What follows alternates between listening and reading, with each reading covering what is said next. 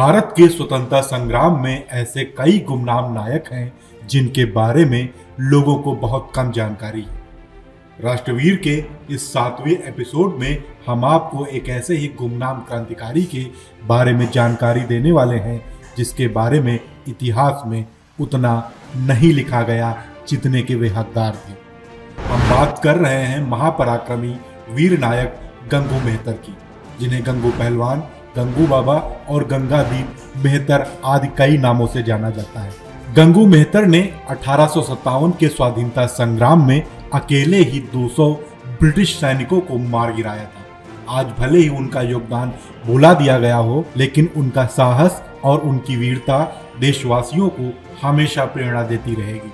गंगू मेहतर का जन्म कानपुर के अकबरपुरा गांव में हुआ था। बाद में उनका परिवार कानपुर के चुंगीगंज इलाके में आकर बस गया। गंगू को पहलवानी का शौक था और उन्होंने अपने शौक को कानपुर के सती चौरा गांव में पूरा किया। देखते ही देखते वे एक निपुण पहलवान बन गए और उन्हें गंगू पहलवान के नाम से जाना जाने लगा। इसके बाद वह बिठूर के शासक नाना साहब पेशवा की सेना में शामिल हुए। पहले उनका काम सेना में नगाड़ा बजाना था, लेकिन उनके साहस और वीरता को देखते हुए नाना साहब ने उन्हें सैनिक बनाया और फिर सूबेदार के पद से नवाजा। 1857 में देश भर में अंग्रेजों के खिलाफ विद्रोह शुरू हो गया था। कानपुर भी इसका केंद्र बना।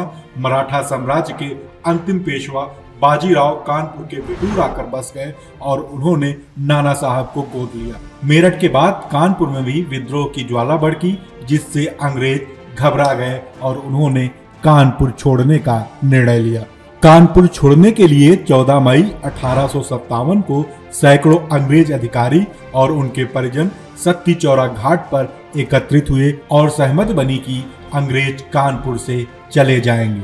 अंग्रेजों के जाने की खबर मिलते ही हजारों की संख्या में लोग सत्ती चौरा घाट पर एकत्रित हो गए। तात्या टोपे, बाजीराव, अजीजमल वहीं मौजूद थे, जबकि नाना साहब पेशवा वहां से लगभग 2 किलोमीटर की दूरी पर थे। लेकिन छल पूर्वक अंग्रेजों ने गोलियां चलानी शुरू कर दी, जिसमें कई क्रांतिकारियों की जान चली गई, जिसके बाद क्रांति की ज्वाला और तेज हो गई। भड़के क्रांतिकारियों ने कई अंग्रेजों को घाट पर ही मार डाला। बाजीराव का निधन होने के बाद अंग्रेजों ने नाना साहब को उनका उत्तराधिकारी नहीं माना, जिस पर उन्होंने अंग्रेजों के खिलाफ विद्रोह शुरू कर दिया। इसी बीच 1857 की लड़ाई में लड़ते हुए गंगू मेहतर ने 200 अंग्रेजों को मौत के घाट उतार दिया। इस घटना में अंग्रेजी सरकार डर से थर्रा गई।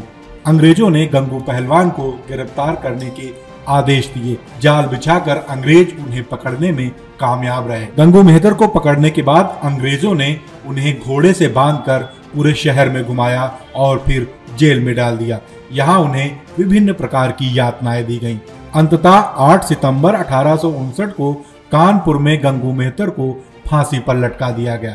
अंग्रेजों ने भले ही गंगू मेहतर को फांसी पर लटका दिया हो, लेकिन उसके पहले उन्होंने अपना पूरा काम कर दिया था। 200 अंग्रेजों के मारे जाने से अंग्रेजी हुकूमत में दहशत का माहौल था। जब गंगू मेहतर को अंग्रेज फांसी के फंदे पर लेकर गए तो उन्होंने ब्रिटिश हुकूमत को ललकारते हुए कहा कि भारत की माटी में हमारे पूर्वजों के खून और उनके कुर्बानी की गंध है। एक दिन देश स्वतंत्र होगा। उनकी भविष्यवाणी सच साबित हुई। 15 अगस्त सन 1947 को हमारा देश आजाद हो गया, लेकिन दुर्भाग्यवश गंगू मेहतर का नाम भारतीय इतिहास में उतना महत्वपूर्ण स्थान नहीं पा सका जितना उन्हें मिलना चाहिए था। इतिहास के पन्नों से कई वीरों को गायब कर दिया गया। गंगू मेहतर जैसे नायकों का नाम ना तो पाठ्यक्रमों में शामिल किया गया, ना ही उनके वीरता को उचित सम्मान मिला। लेकिन आपको उनके संघर्षों के बारे में जानकारी मिले, इसलिए हमने अपनी जिम्मेदारी निभाई। उनका संघर्ष भारतीय स्वतंत्रता का अभिन्न हिस्सा है, जो हमेशा हमारे दिलों में याद रहेगा। अगर आपको हमारी यह जानकारी पसंद आई हो तो कृपया हमारे चैनल को सब्सक्राइब करें, वीडियो को लाइक और शेयर करें। धन्यवाद।